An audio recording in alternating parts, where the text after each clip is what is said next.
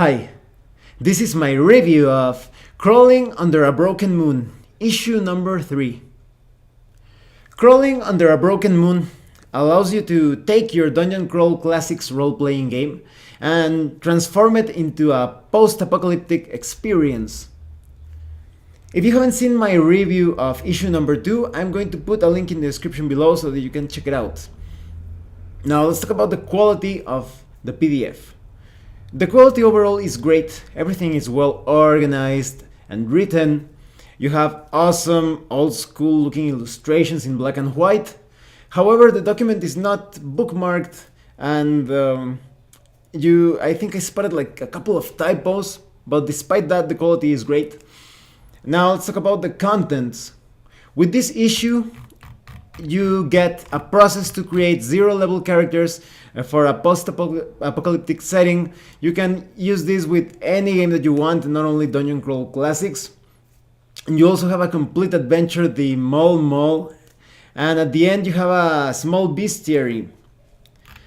Now let's talk about the process to generate 0-level characters. So this is a complete way to generate characters appropriate for any post-apocalyptic or maybe even science fiction or science fantasy setting. So even though it's built for Dungeon Crawl Classics, you could use it with any other post-apocalyptic game. So you have occupations such as accountant or biker, chemist, handyman, janitor, medic. And you have trained weapons for all of these professions because, for example, if you're a biker, you start with a length of chain.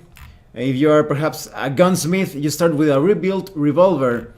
And if you are a medic, you begin with a scalpel, a janitor with a large mop, nurse with a scalpel as well, etc. So you have a lot of professions. They also come with trade goods because, for example, maybe you are an electrician and you start with a bag of wires and bits. Or maybe you are a miner and you start with a filtered mask, which is quite perhaps stereotypical of post-apocalyptic games. And if you're a soldier, you start with bullets, etc. So this is a really nice way to generate those occupations or professions for any post-apocalyptic setting. And you even have a random race generator for the setting of Umerica. So maybe you're a human or an elf, a dwarf, a halfling, or a mutant, a robot, etc. Now let's talk about the random equipment that you could get. You can generate these different items and gear. So for example, you could get glow sticks or backpacks or can openers, easy reach grabbers, camping trowels. And this is a really nice addition because this adds further customization or allows you to better create any sort of character concept. And you could take ideas from this and use it in other games, as I was telling you. Now let's talk about the adventure, the Mole. This is suitable for 16 to 24 characters of 0 level. This is a deadly funnel. This is an adventure to kill off those characters that are too weak or perhaps too unlucky, because sometimes in Dungeon Crawl Classics, sometimes the weakest characters survive in a very weird way. Now let's talk about the background of the adventure. The characters are residents of the settlement of Neoqua. And in this situation, it's quite common for the different tribes or groups to attack each other. Just like, for example, in the old times in Europe, when they carried out cattle raids attacking different tribes, like warring against each other. Here you have also post-apocalyptic tribes that are fighting to take the goods of other tribes. Sadly, the settlement of the characters Neoqua lost the most recent raid, so now they are kind of like somewhat enslaved or indebted to another tribe or group, and tribute is demanded. But however, Neoqua is quite poor and they have taken all of the resources of the surrounding areas. And they don't know what to do, and they decide to communicate with the Mighty Kiss. Yes, a reference to that rock band. And the Mighty Kiss sends out this most holy rock and roll message, and he says that they have to go into the mall, this very dangerous place where actually a group of adventurers have gone into that place and they never returned. And the way the priest of Kiss communicates this is quite thematic, quite awesome. He even ends the message saying "thank you and good night." So that's a really cool way to get the characters into the mood of the setting. So the characters need to go into this mall, but this mall has partially sunk into the ground, so it's kind of like a fusion of capes and mall, different stores and apparels, and it's a somewhat surreal way because you will find many things in the mall that have been affected by weird energies, cosmic radiations, and such. So the main objective is to gather enough goods to get enough points, tribute points, to save the settlement of Neuquad from those that rival tribe. If the characters get enough points, which actually 200 points, they will level up. Now this mall is controlled by 3 factions. First, in the eastern section, you have the Malaks. And these are degenerate humanoids. They were kind of like changed or modified by cosmic radiation, and they have an obsession with making traps, and they also take advantage of natural traps, which I will talk about later on. And they also breed insects to use as weapons, for example, like bombs of insects. And they also have insects to eat, like the ones I'm going to consume at the end of this video.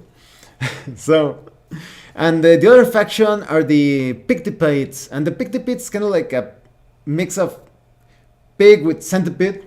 They were supposed to, there's the sort of like a legend that they were created by scientists to solve world hunger, but something probably went wrong. And these Pictipites can attack violently with their kind of like their gore attacks, and they can also constrict the player characters.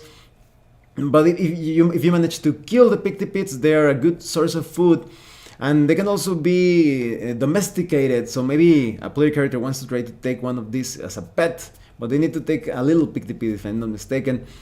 And the third faction is an ancient godlike being known as Thesolocomodra.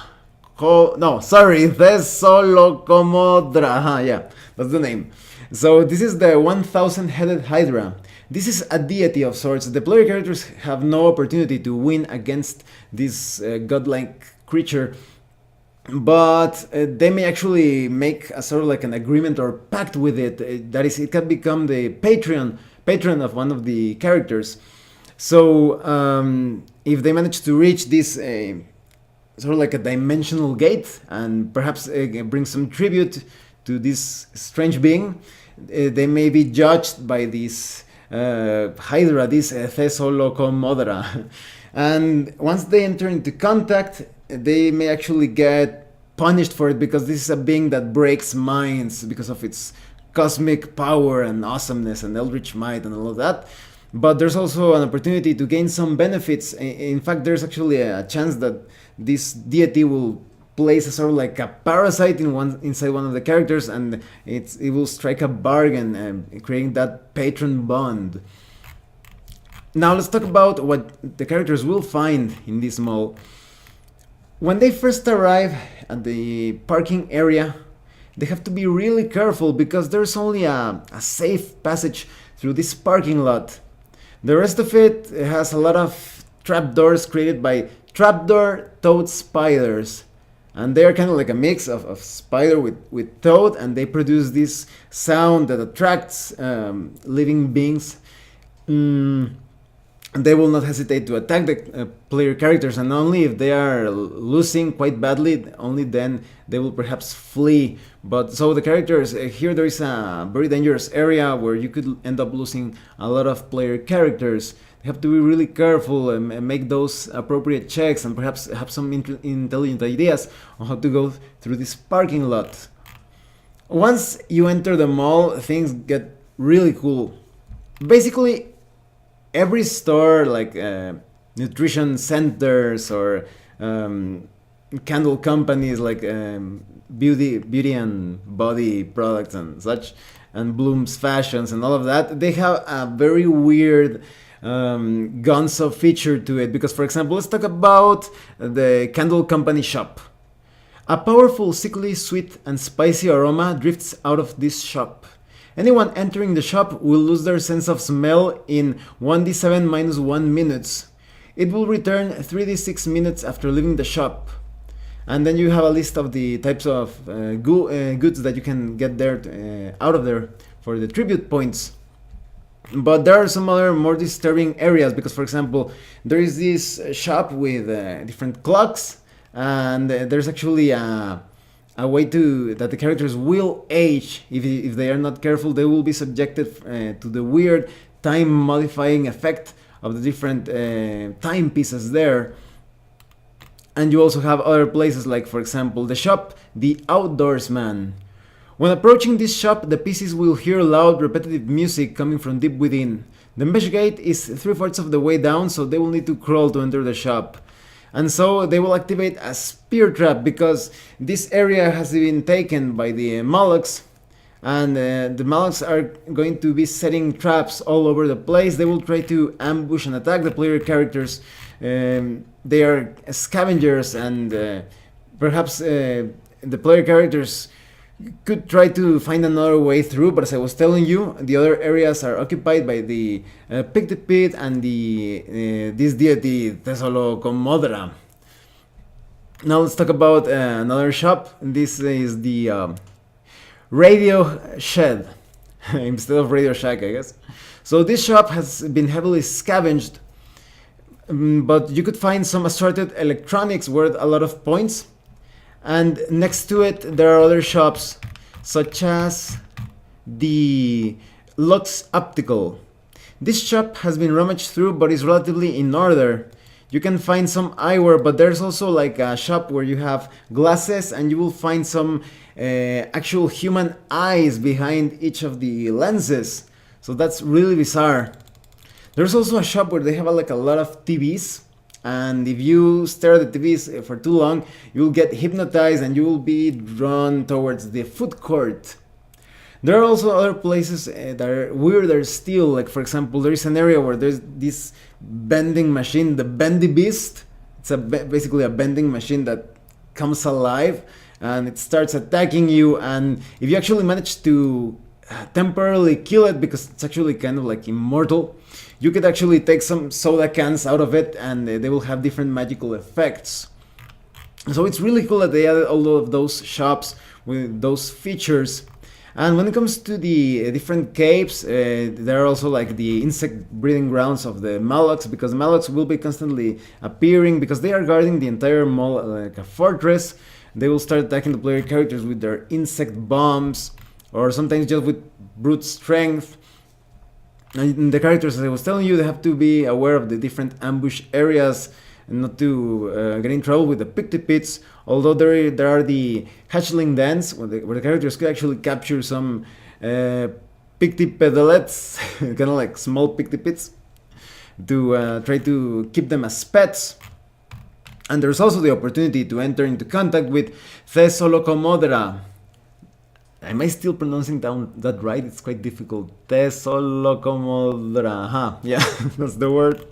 So you could enter into contact with this being, and the entire information to use Thessalocomodra as a deity is found in the next issue, which is issue number 4. So overall, the mall is a very dangerous place to navigate. The characters will surely focus on getting all of those tribute points. But there are also some good opportunities to make this perhaps like a long-term base of sorts. If they manage to eliminate all of the Malocs and perhaps the Pictipits as well, or control them in some way, they could actually turn this into a temple for Thessalocomodra, in my opinion.